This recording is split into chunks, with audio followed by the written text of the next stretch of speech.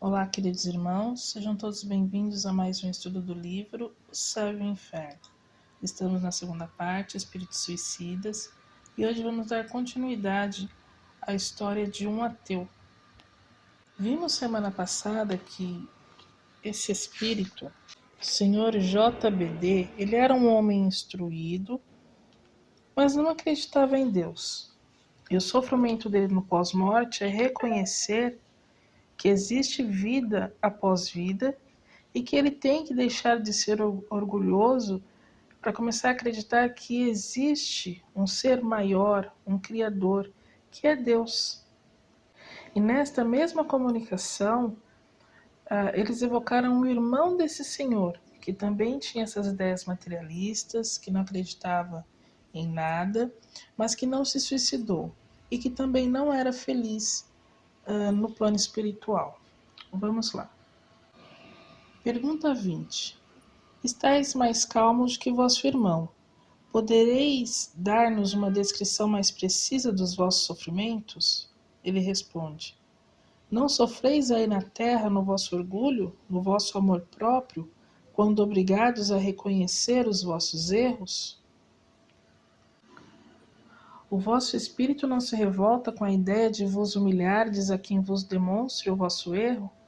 Pois bem, julgai quanto deve sofrer o espírito que durante toda a sua vida se persuadiu de que nada existia além dele, e que sobre a de todos prevalecia sempre a sua razão. Encontrando-se de súbito em face da verdade imponente, esse espírito sente-se aniquilado, humilhado. A isso ainda vem a juntar-se o remorso de haver por tanto tempo esquecido a existência de um Deus tão bom, tão indulgente. A situação é insuportável, não há calma nem repouso, não se encontra um pouco de tranquilidade, senão no momento em que a graça divina, isto é, o amor de Deus, nos toca, pois o orgulho de tal modo se apossa de nós que de todo nos embota, a ponto de ser preciso ainda muito tempo para que nos despojemos completamente dessa roupagem fatal. Só a prece dos nossos irmãos pode ajudar-nos nesses transes. Pergunta: Quereis falar dos irmãos encarnados ou dos espíritos? De uns como de outros. Pergunta: Enquanto nos entretínhamos com o vosso irmão, uma das pessoas aqui presentes orava por ele. Essa prece lhe foi proveitosa? Ela não se perderá. Se ele agora recusa a graça, outro tanto não fará quando estiver em condições de recorrer a essa divina panaceia. Agora é feito um comentário. Aquilo obrigamos um outro gênero de castigo, mas que não é o mesmo em todos os céticos. Para este espírito, é independente do sofrimento a necessidade de reconhecer verdades que repudiara quando encarnado.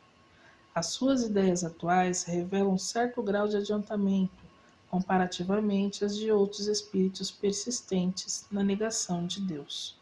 Confessar o próprio erro é já alguma coisa, porque é premissa de humildade. Na subsequente encarnação, é mais provável que a incredulidade ceda lugar ao sentimento inato da fé. Essas duas evocações dos dois irmãos foram transmitidas à solicitante e tivemos a seguinte resposta. Ela diz assim: Não podeis imaginar, meu caro senhor, o grande benefício advindo da evocação de meu sogro e meu tio. Reconhecemo-nos perfeitamente, a letra, a mesma forma de pernas.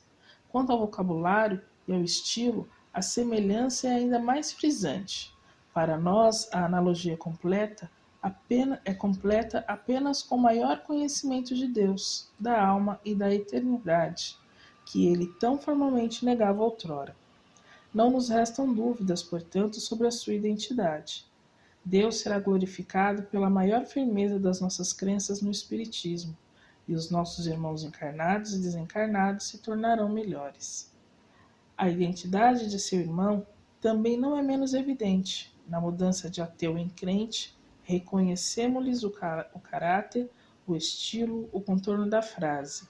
Uma palavra sobre todas nos despertou a atenção: panaceia, sua frase predileta a todo instante repetida. Mostrei essas duas comunicações a várias pessoas, que não menos se admiraram da sua veracidade, mas os incrédulos com as mesmas opiniões dos meus parentes, esses desejariam respostas ainda mais categóricas. Queriam, por exemplo, que o Senhor D se referisse ao lugar em que foi enterrado, onde se afogou, como foi encontrado e outras coisas. A fim de os convencer, não vos seria possível fazer nova evocação? Aí a Sociedade Espírita de Paris responde a esse pedido dela, que ela também queria que fosse o mais breve possível. Reproduzimos essas cartas pelo fato da confirmação da identidade e aqui lhe anexamos a nossa resposta para ensino das pessoas não familiarizadas com as comunicações de além-túmulo. As perguntas que nos pediram para endereçar ao espírito de vosso sogro são incontestavelmente ditadas por intenção louvável, qual a de convencer incrédulos, visto como em vós não mais existe qualquer sentimento de dúvida ou curiosidade. Contudo, um conhecimento mais profundo da ciência espírita vos faria julgar supérfluas essas perguntas. Em primeiro lugar, não podemos governar os espíritos à nossa vontade. Ficai sabendo que eles nos respondem quando e como querem e também como podem. A liberdade da sua ação é maior ainda do que quando encarnados, possuindo meios mais eficazes de se furtarem ao constrangimento moral que por acaso sobre eles queiramos exercer. As melhores provas de identidade são as que fornecem espontaneamente por si mesmos. Segundo afirmais, o vosso parente provou a sua identidade de modo inconcurso. Por conseguinte, é mais provável a sua recusa em responder a perguntas que podem, por ele, ser com razão consideradas supérfluas, visando satisfazer a curiosidade de pessoas que lhe são indiferentes. Ele pode até responder: para que perguntar coisas que já sabeis? A isto acrescentarei que a perturbação e sofrimentos que o assoberbam devem agravar-se com as investigações desse gênero, que correspondem perfeitamente a querer constranger um doente, que mal pode pensar e falar, a historiar as minúcias da sua vida, faltando-se assim às considerações inspiradas pelo seu próprio estado. Quanto ao objetivo por vós alegado, ficais certo de que tudo seria negativo. Se estas não puderam contentar os incrédulos, muito menos o fariam interrogativas já pré-estabelecidas de cuja conivência poderiam suspeitar. Há pessoas a quem coisa alguma pode convencer. Estes poderiam ver o vosso parente com os próprios olhos e continuariam a supor-se vítimas de uma alucinação. Outra coisa, as evocações não se fazem assim de momento. Os espíritos nem sempre correspondem ao nosso apelo. É preciso ainda que encontrem um médium que lhes convenha, com as aptidões especiais necessárias, e que este médium esteja disponível em dado momento. É preciso, enfim, que o meio lhe seja simpático e outras coisas. Pela concorrência dessas circunstâncias, nem sempre se pode responder e importa muito conhecê-las quando se quer praticar com seriedade e segurança. Pois bem, meus irmãos, vemos nessa segunda parte que o irmão do Sr. JBD ele já é um pouco mais consciente. E ele já crê em Deus, ele já crê na bondade e na indulgência de Deus. Mas ele se sente muito humilhado, porque aquilo que ele acreditou a vida inteira enquanto encarnado, ele viu que era um equívoco, né? Lá no plano espiritual, que a vida continua. E reconhece que é aos poucos, né, que ele vai se despindo dessas ideias e que as preces dos encarnados, tanto dos encarnados quanto dos encarnados, podem ajudar muito eles nesses transes. E aí nós temos a explicação de que os sofrimentos, vamos dizer assim, os castigos, não são os mesmos para todos aqueles que são céticos, para aqueles que não acreditam em nada. Cada um vai sofrer de alguma forma, cada um vai se sentir às vezes mais humilhado em certo ponto. E que reconhecer o erro, confessar o próprio erro, já é alguma coisa, né? Já é aí um indício de humildade. E que provavelmente numa próxima encarnação, esse sentimento de não acreditar em nada já não vai mais ter um lugar tão forte no coração. Pode ser que a pessoa já acredite em Deus, mas ainda não consiga ter aquela fé. Então, aos poucos, o espírito vai se despindo, vai largando esses sentimentos. Não é assim de uma hora para outra.